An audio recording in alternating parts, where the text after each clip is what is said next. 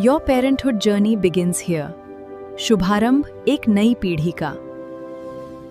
नमस्कार, आप देख रहे हैं ब्रेकिंग बिहार। बांकीपुर उपचुनाव होना है और इसकी घोषणा कभी भी हो सकती है। वैसे में आज हमारी चर्चा का विषय रहेगा कि यदि, चूंकि बीजेपी से कौन होंगे इस पर चर्चा नहीं हमको करना है, हमको चर्चा इस पर करना है कि यदि प्रशांत किशोर, जो कि चर्चाएं चल रही है कि बांकीपुर से चुनाव के मैदान में उतर सकते हैं, बीजेपी का अभेद किला माना जाता है। वैसे में यदि प्रशांत किशोर बांकीपुर से चुनावी अखाड़े में उतरते हैं तो क्या कुछ तस्वीर हो सकती है? क्या यह अभेद किला टूट सकता है? क्या जातीय समीकरण है? इन्हें तमाम मुद्दों पर बात करेंगे। हमारे साथ सुमन कुमार हैं। सुमन जी, क्या कुछ लग रहा है यदि प्रशांत आते हैं तब? लगातार हमने कहा है कि हमारी जो डिस्कशन का जो बिंदु रहता है, हमारा जो पॉइंट रहता है, कभी किसी की भावना को ठेस पहुंचाने का नहीं रहता है।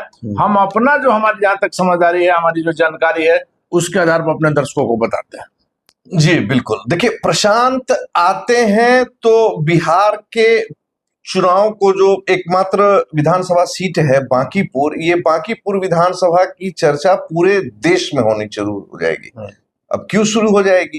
देखिए, सबसे पहली बात तो बांकीपुर विधानसभा से लगातार भारतीय जनता पार्टी के राष्ट्रीय अध्यक्ष नितिन नवीन चुने जा रहे हैं। इसके पहले उनके पिता नवीन बाबू जो है यहाँ से चुने जाते थे। अब रहा सवाल कि अब तो नितिन नवीन राज्यसभा सदस्य बन गए हैं। देखिए, बांकीपुर विधानसभा जो है उसके बारे में पहले हम कुछ समझ लें, कुछ जान लें, वो ज्यादा उचित होगा। ये कायस्थ बाहुल क्षेत्र माना जाता है, लेकिन माना ही जाता है। और पटना के जो विधानसभा क्षेत्र हैं, उन दो विधानसभा क्षेत्रों में बांकीपुर में और कुम्हरार में कायस्थ प्रतिनिधि ही हुआ करते रहे हैं 2025 से पहले, लगातार काफी दिनों से। लेकिन इस बार आपने देखा होगा कि कुम्हरार विधानसभा से कायस्थ प्रत्याशी को हटा दिया गया, संजय गुप्ता उसकी जगह आ गए। तो इतना तो तय है कि यहाँ से कोई ना कोई कायस्थ उम्मीदवार ही इस बार चुनाव में भारतीय जनता पार्टी से रहेगा। अब रहा सवाल कि आपने कहा कि प्रशांत किशोर आते हैं तो क्या होता है। देखिए, पिछली बार यानी 2025 के विधानसभा चुनाव में बांकीपुर से वंदना कुमारी ने जनसुराज का प्रत्याशी बनी थी, उनको जनसुराज प्रत्याशी बनाया था। मात्र 7,717 वोट लाई थी, तकरीबन 4.25% के आसपास में। बांकीपुर विधानसभा में 4 लाख के आसपास वोटर हैं, लेकिन 36 से 40% यही वोटिंग का पैटर्न रहता है, क्योंकि ये माना जाता है कि यहाँ के जो वोटर हैं वो अधिसंख्य संख्या में वोटर कामकाज या नौकरी चाकरी के चक्कर में बाहर रहते हैं, और इस कारण से यहाँ पर जो है मतदान का प्रतिशत बहुत ही कम रहता है। अब रहा सवाल कि अगर 7,717 बार वोट वंदना कुमारी जो जनसुराज के प्रत्याशी थी, अगर वो लाई थी, तो इस बार अगर जनसुराज किसी और प्रत्याशी को चुनाव में बनाता है, कितना भी जातीय समीकरण को साधने का प्रयास करता है, तो आखिर वोट कितना प्रतिशत बढ़ेगा? 10%, 20%, 25%, 50% या 100%? लेकिन अगर 100% भी वोट बढ़ता है तो आप समझ सकते हैं कि क्या वोट का संख्या रहेगा। इसीलिए अभी की जो परिस्थिति है, देखिए, बांकीपुर विधानसभा चुनाव होने से आपको बिहार विधानसभा में कोई असर नहीं पड़ेगा, मुख्यमंत्री के चुनाव में कोई दिक्कत नहीं आने वाली है। लेकिन बांकीपुर विधानसभा चुनाव का रिजल्ट जो है भारतीय जनता पार्टी को और पूरे देश में एक संदेश एक उदाहरण दे सकता है। समीकरण बदला हुआ है, यहाँ पर बीजेपी पूर्ण बहुमत में है और सब लोग जानते हैं कि उपचुनाव से सरकार की सेहत पर कोई असर नहीं पड़ता है। लेकिन सवाल यह है कि बीजेपी जब से बिहार में चुनाव हुआ, यहाँ पर फिर से जब सरकार में आई, मुद्दा रहा कि नीतीश कुमार को हटाया गया। महंगाई, जिस प्रकार से महंगाई बढ़ रही है, और भी कई सारे मुद्दे हैं, क्राइम बढ़ रहा है। तो वैसे में जब बांकीपुर की जनता को माना जाता है कि समझदार जनता है, जागरूक जनता है, पढ़ी लिखी जनता है, जब सम्राट चौधरी आए हैं तो कई लोगों से हम लोग जब बात करते हैं तो लोग कहता है ना कि 25 से 30% नीतीश की बात थी। जी, तो सबसे बड़ा बात आपने ये बताया। आखिर फिर क्यों बदला गया? पहली बात आप देख लीजिए, पेट्रोल का दाम, डीजल का दाम जिस प्रकार से बढ़ रहा है, जिस प्रकार से भाड़ा बढ़ रहा है, पब्लिक ट्रांसपोर्ट का जो है, इन तमाम मुद्दों पर लेकर के क्राइम जिस प्रकार से बढ़ रहा है। हालांकि सम्राट चौधरी ने पुलिस को खुली छूट दी है और इसका असर भी नजर आ रहा है, लेकिन इसके बावजूद, खुली छूट देने के बावजूद भी क्राइम घट नहीं रहा। इसका असर नजर आ रहा है। तो आप तो देख रहे हैं ना, एक सप्ताह से भरत तिवारी हत्याकांड में क्या बवाल मचा हुआ। लेकिन असर तो ये भी नजर आ रहा है। मुख्यमंत्री का दोष नहीं है। मुख्यमंत्री का दोष नहीं है, लेकिन ओवरऑल आपको सरकार पर ही उंगली उठता है ना। कहना यही है कि चूंकि सरकार, हमने शुरू में कहा है और दर्शक भी जानते हैं कि उपचुनाव का असर सरकार की सेहत पर नहीं होता है, लेकिन यदि प्रशांत किशोर लड़ते हैं, सबसे पहला मैसेज आएगा कि जैसे ही पीके घोषणा करेंगे कि हम लड़ेंगे, एक माहौल ऐसा बन जाएगा, पूरे देश में इसकी चर्चा होगी।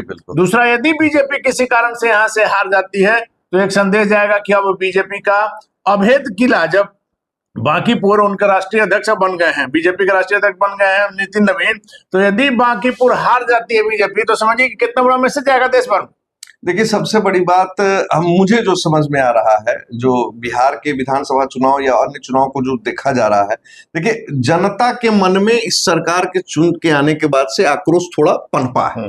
अब रहा सवाल क्यों पनपा है, तो मैं बता रहा हूं आपको। देखिए, सबसे पहले आपने तो बता ही दिया कि भाई 2025 से 30 नीतीश का नारा लगा था और महाराष्ट्र वाले एकनाथ शिंदे वाला हिसाब किताब यहाँ हो गया। इसके अलावा आप देखिए, पेट्रोल का बात अगर हम करते हैं तो क्रूड ऑयल का कीमत $126 चला गया था। नहीं, जब आप युद्ध का हवाला देकर के बढ़ाए हैं तो जब और अभी $70 रेट घटा है तो घटाना चाहिए। 70, तो जब रेट बढ़ता है तो जनता पर बोझ पड़ता है, तो जब रेट घटता है तो जनता को राहत भी मिलनी चाहिए, लेकिन नहीं। देखिए, लगातार आपने देखा होगा सरकार की छवि खराब हो रही है। हालांकि मामला आपको पूरे भारतवर्ष का है, लेकिन जिस तरीके से अयोध्या में राम मंदिर से गहनों की चोरी हो रही है, यानी कहीं ना कहीं आस्था से भी खिलवाड़ हो रहा है।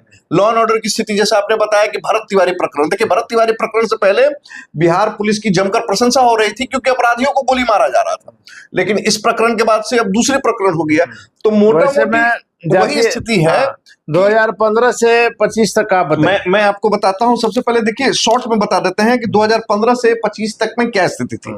तो देखिए, 2015 में जब नितिन नवीन जीते थे बिहार विधानसभा चुनाव, तो 86,700 कुछ वोट उनको आया था। और उस समय कुमार आशीष इंडियन नेशनल कांग्रेस के प्रत्याशी हुआ करते थे और उनको 46,992 वोट आया था। और उस समय 39,000 के आसपास मार्जिन से, 39,767 के मार्जिन से नितिन नवीन जीते थे। कुल वोट भाजपा को 60% के आसपास में मिला था 2020 में। उसने, ये 2015 का बताया। अगला और 2020 की बात अगर हम करते हैं तो नितिन नवीन को उस समय वोट 4,000 3,000 घट ही गया, 83,068 वोट आया। लव सिन्हा, शत्रुघ्न सिन्हा के पुत्र उम्मीदवार थे, 44,000 वोट वो लाए थे। इसके अलावा आप सभी को याद होगा पुष्पम प्रिया, बातें की, लेकिन 5,189 वोट उनको आया था, यानी तकरीबन 3.71%। अच्छा, उस समय भी नितिन नवीन 39,000 वोट से फिर भी जीत गए थे। अच्छा, इस बार आप देखेंगे कि 2025 में नितिन नवीन इस बार रिकॉर्ड तोड़ मार्जिन से जीते, 51,936 वोट से जीते। उनको वोट आया था 98,299 और उनके सामने थी आरजेडी के उम्मीदवार रेखा कुमारी गुप्ता, जिनको 46,367 वोट आया था, यानी तकरीबन रेखा गुप्ता को 29% वोट आया था और नितिन नवीन को 62% वोट। और वंदना को तो कहना ही नहीं है। और वंदना जो जन स्वराज की प्रत्याशी थी, उनको 7,717 वोट आया। लेकिन चूंकि इस बार चर्चा हो रही है चर्चा हो रही है प्रशांत किशोर की, तो देखिए यहाँ पर जो जातीय समीकरण की बात आप करें तो तकरीबन कहा जाता है कि सवर्णों की आबादी करीबन 1,35,000 के आसपास में। इसके साथ अगर ओबीसी समाज की आप बात करते हैं तो ओबीसी में आप यादव, बनिया, तमाम कुर्मी, कोरी, तमाम जातियां आती हैं, तो इनकी संख्या भी करीबन 1,30,000 के आसपास में बताई जाती है। इसके अलावा ईबीसी समाज का वोट भी आपको करीबन 51,000 50,000 के आसपास बताया जाता है। एससी समाज का भी आपको 35-36,000 वोट बताया जाता है और मुसलमानों का भी 40,000 के आसपास में बताया जाता है। तो अब जो ये जातीय समीकरण के हिसाब से अगर बात देखा जाए तो देखिए एक नया सिस्टम बन गया है। यहाँ पर जिस तरीके से लोगों को पता चल रहा है, जो बिहार में आए दिन जो घटनाएं हो रही हैं, तो ये हमने शुरू में कहा कि ये कायस्थ बाहुल क्षेत्र कहा जाता है, लेकिन है नहीं। और पिछली बार आपको याद होगा कि आरजेडी ने वैश्य उम्मीदवार को उतारा, लेकिन जो यादव समाज का जो वोट है तकरीबन 40,000 वोट यादवों के भी बताए जाते हैं। उस अनुपात में आप देखेंगे तो आरजेडी के प्रत्याशी को उतना वोट नहीं आया, यानी कि वैश्य वोट में सेंधमारी नहीं कर पाए, क्योंकि वैसे भी आधारभूत वोटर माने जाते हैं। लेकिन अभी भारतीय जनता पार्टी में जो इधर हो रहा है, आपने देखा होगा कि भरत तिवारी हत्याकांड के बाद में जिस तरीके से सवर्ण समाज नाराज है, स्पेशली में सवर्ण समाज, हालांकि नाराजगी सभी लोगों में, हरा गमछे की बात से, तो अब क्या होगा कि अगर प्रशांत किशोर यहाँ उम्मीदवार बन जाते हैं तो देखिए मैं बता रहा हूं, आप लिख कर रख लीजिए, आरजेडी का जो भी कैंडिडेट होगा ना वो डमी कैंडिडेट बनकर रह जाएगा, क्योंकि तब उस समय यादव समाज भी एक मुश्त वोट कहीं ना कहीं प्रशांत किशोर के पक्ष में करने का प्रयास करेगा कि प्रशांत किशोर को मजबूत करे। दूसरा बात है कि सारी देश की मीडिया जो है यहाँ कहीं ना कहीं इकट्ठा हो जाएगी और समझने के लिए एक अलग ही माहौल बनाने का प्रयास किया और जाएगा। चुनावी रणनीतिकार प्रशांत माने भी जाते हैं, अपने जब चुनाव लड़ेंगे तो अब ऐसा कोई विद्या नहीं रहेगा जिसको यूज नहीं करेंगे। दूसरा चीज कि इससे सरकार की सेहत पर कोई असर नहीं पड़ेगा, लेकिन शायद बांकीपुर की जो जनता है ये सरकार को मैसेज भी दे दे कि देखिए हम लोग आपके कोर वोटर हैं, लेकिन अगर आप गड़बड़ी करिएगा बन के नहीं रहेंगे। तो जिस तरीके से हो रहा है कि मतलब अरे फलाना समाज कहां जाएगा, जैसे आरजेडी के बारे में कहा जाता है कि यादव और मुसलमान के बारे में कहता है कि वो कहां जाएगा, तो इस बार ऐसी स्थिति नहीं होगी। देखिए प्रशांत किशोर लगातार मुसलमानों के भी हक की बात करते हैं, उनके अधिकार की भी बात करते हैं, तो मुस्लिम समाज के भी वोट यहाँ अच्छी खासी है। देखिए प्रशांत किशोर जाति की बात ही नहीं करते हैं, सबसे पहला बात तो करते हैं विकास की बात, और ये कहते हैं कि आप अपने बच्चों का चेहरा देख करके वोट कीजिए। नेता तो अपने बच्चे को बनाने में लगे ही हुए हैं, आपके बच्चे सिर्फ मजदूरी कर रहे हैं बाहर जाकर। जी बिल्कुल बिल्कुल। तो अगर जनता उनकी बात को समझती है तो हमने तो लगातार कहा जनता समझ रही है कि चुनाव उपचुनाव का कोई मतलब नहीं है, सरकार की सेहत पर कोई असर नहीं होगा।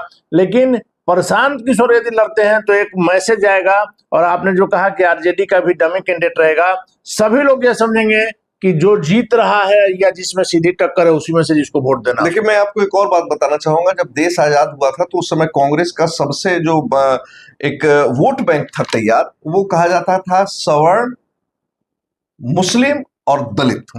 देखिए अगर ऐसा कुछ यहां हो गया, अगर प्रशांत किशोर ने सवर्णों को अपने तरफ आकृष्ट कर लिया, मुसलमान किसी भी हालत में भारतीय जनता पार्टी को वोट नहीं करेगा, मुसलमान सवर्णों के साथ मिल गया, और इन सवर्णों और मुसलमानों के साथ यादव कम्युनिटी अगर खड़ी हो गई तो इन लोगों में इतनी क्षमता हो जाएगी कि ये अन्य छोटी जातियों को ये समझा पाएंगे कि प्रशांत किशोर को वोट देना क्यों जरूरी है। और उस परिस्थिति में ईबीसी जाति के वोटरों में, वैश्य समाज के वोटरों में, हालांकि कुर्मी और कोयरी अभी भी जो है सम्राट कुशवाहा के नाम के कारण ये तय मानकर चलिए कि भाजपा के साथ ही रहेंगे सम्राट चौधरी। लेकिन अगर गलती से भी अगर सवर्णों का वोट छिटका और यादव और मुसलमानों के साथ उनका गठबंधन बन गया तो आप जान जाइए कि जो इतिहास रचने की बात हो। यादव और मुसलमान तो शुरू से लालू जी का वोटर माना जाता है, और इस बार यदि सवर्ण भी साथ में मिल जाता है और सिर्फ पलट जाता है कि आरजेडी की जगह जनसुराज प्रशांत किशोर, तब तो मामला पलट जाएगा। मामला पलट जाएगा। मैं आपको बता रहा हूं ना कि भारतीय जनता, अगर प्रशांत किशोर चुनाव में लड़ गए तो आप यकीन मानिए कि इस भारतीय जनता पार्टी का बिहार का जो संगठन है उनके मतलब क्या कहें कि हालत बिगड़ जाएगी, उनको काफी परेशानी। हालांकि वो ऑन कैमरा इस चीज को नहीं प्रदर्शित करेंगे, लेकिन अंदरूनी बेचैनी बढ़ जाएगी